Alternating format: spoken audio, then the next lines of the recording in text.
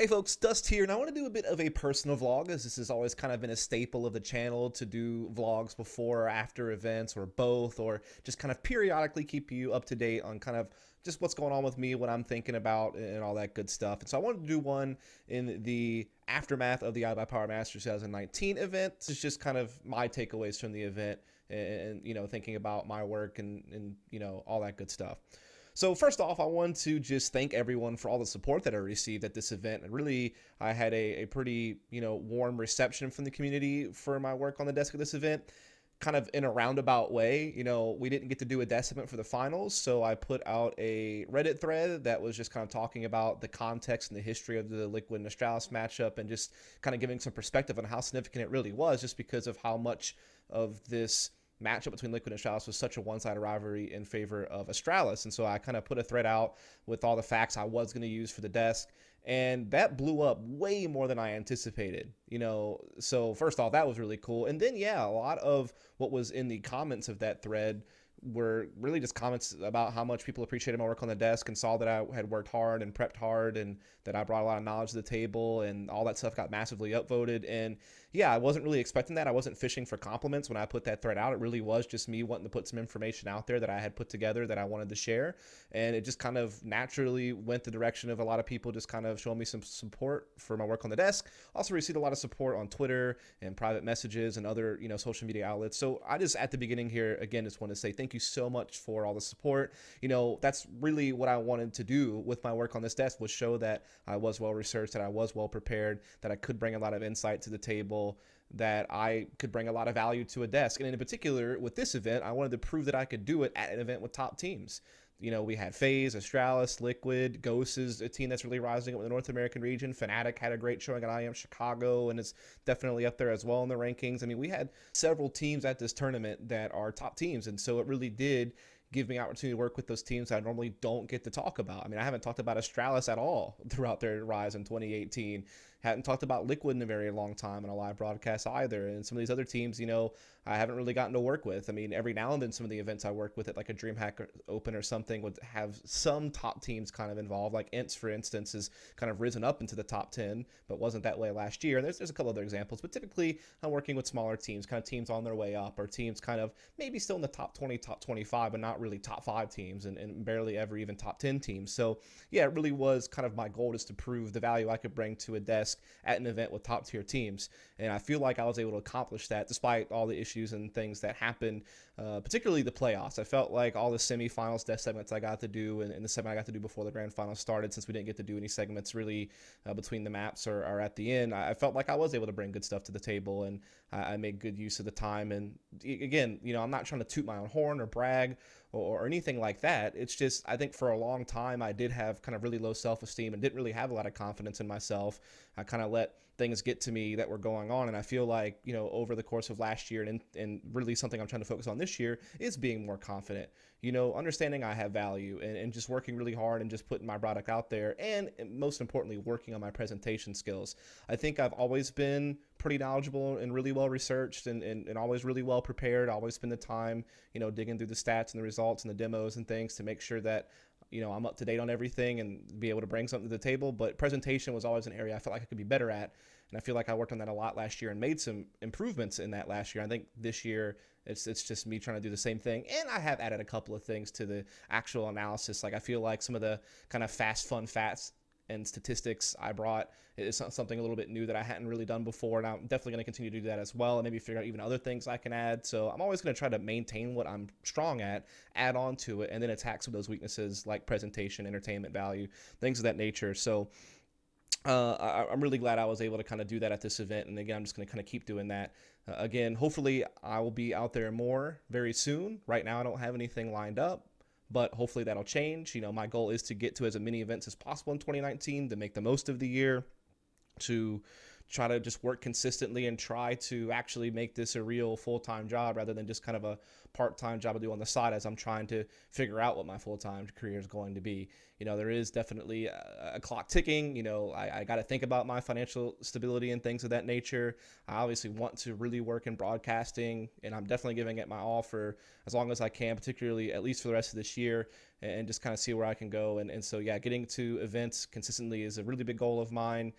Maybe working with a league for that stable type of work would be great. And the other big goal for me is just to get to a really big event, like a DreamHack Masters, like a EPL or ECS finals, or an ESO1 or an IAM. I think a major is probably not really realistic, but I think that I've proven that I can bring value to the desk enough that, maybe I can finally get an opportunity at a really big event. DreamHack Masters Dallas would be huge, since it's on NA soil and I'm not too far from Dallas, and DreamHack's a company I've worked with a lot. Like, that would be really cool if I could do that. Not sure that's going to be possible, and then again, just getting to any tier 1 event would be like a really big step for me, because I really haven't been to a tier 1 event in person since E-League, and that was, 2 years ago. And even then, I was only kind of a small part of it. So I want to be at a tier 1 event all the way through and, kind of play a bigger role. So those are the goals, and hopefully I can do those. Now, I know one of the things that people wanted to ask me about and asked about in that thread and social media was just, asking me about all the issues the event iBP Masters had. And then some people kind of, point to, well, you probably shouldn't say anything because, it can kind of burn bridges and cause them to have a harder time getting work if you're bashing people. And that is actually probably pretty accurate, unless someone's like really wronged you and really done something egregious and you really need to take a stand.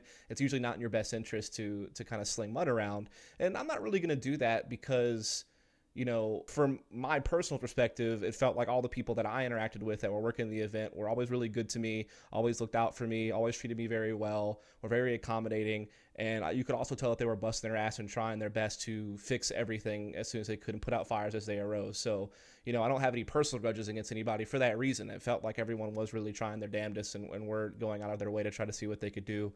Obviously, they still had a lot of issues. And I think the biggest thing about it is, the first day, the massive delay to just starting the tournament was really the biggest problem, because that's really an issue you're never going to recover from. Like, you're going to feel the ripple effects of that for the rest of the event because you're constantly playing catch up from that point forward.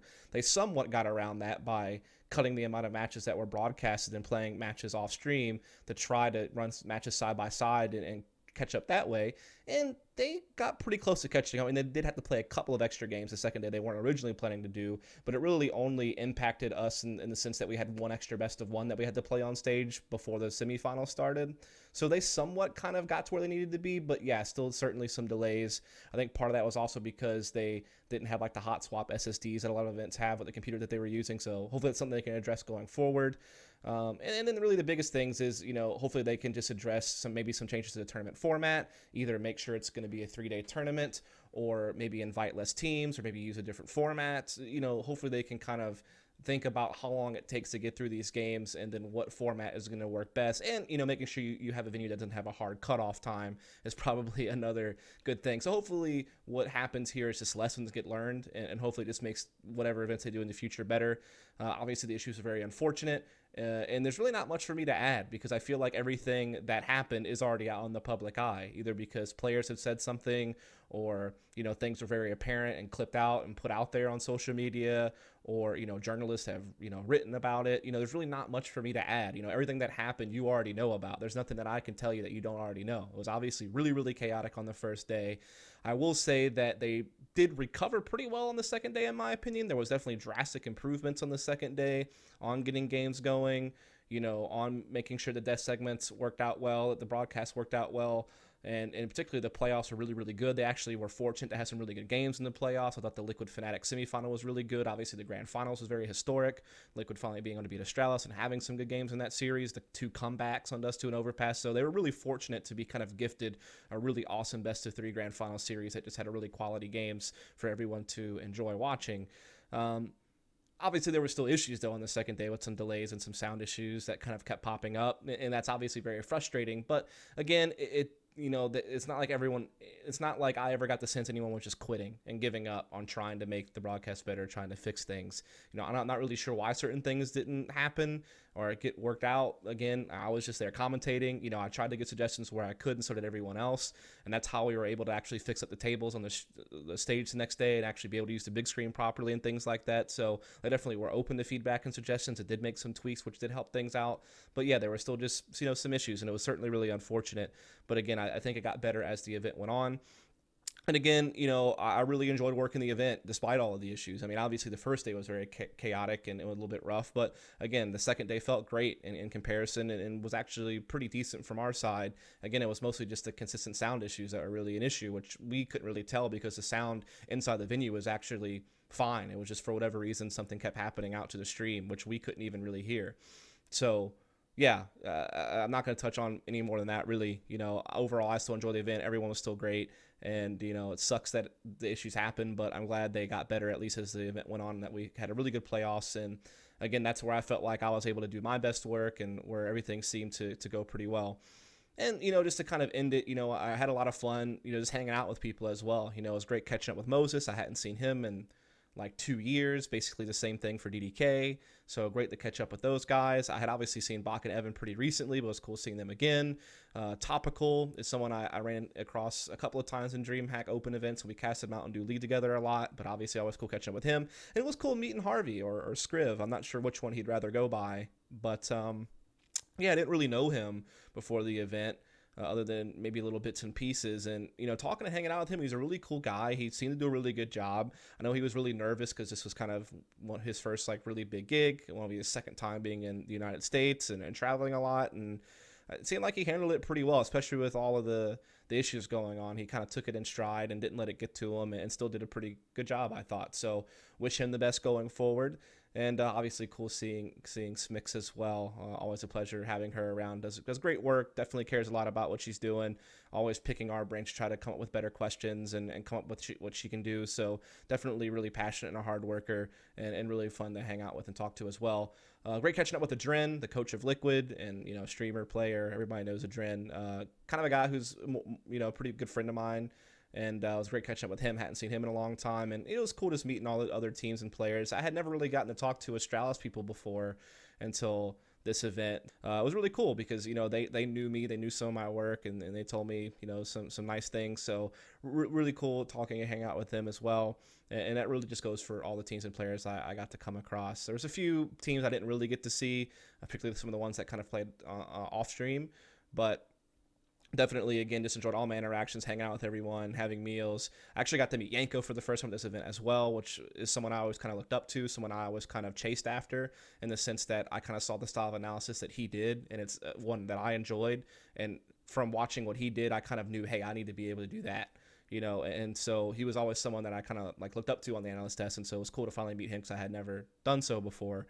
And so, yeah, there was a lot of other little things as well that were really great, but they definitely had a good time all in all. And, yeah, my goals for the future, I already kind of talked about them earlier in this video, just kind of looking to see if I can get to more events more consistently, maybe get a shot at a really big event, just keep working hard, keeping my nose to the grindstone, keep doing what I do, you know, as far as research and all that stuff, and being prepared if an opportunity arises, and then just continue to try to be better at what I do, better presenter, better entertainer, you know, better content creator, as well as just continuing to focus on fitness. You know, I feel like I've made some great strides in losing weight and getting stronger and looking better, and I'm just going to keep doing that. I was even able to keep up with my fitness regimen pretty well while I was traveling on the road, which is something I had struggled with in the past. You know, I still got to the gym a couple of times while I was in LA, like rehearsal day and stuff like that. I still was able to get into the gym, ate relatively healthy, and so, yeah, I'm going to keep that up as well. Anyway, I'm going to cut it there. Hope you folks enjoyed this vlog. I'll probably do more in the future, maybe an AMA if you'd be interested. But until next time, catch you later.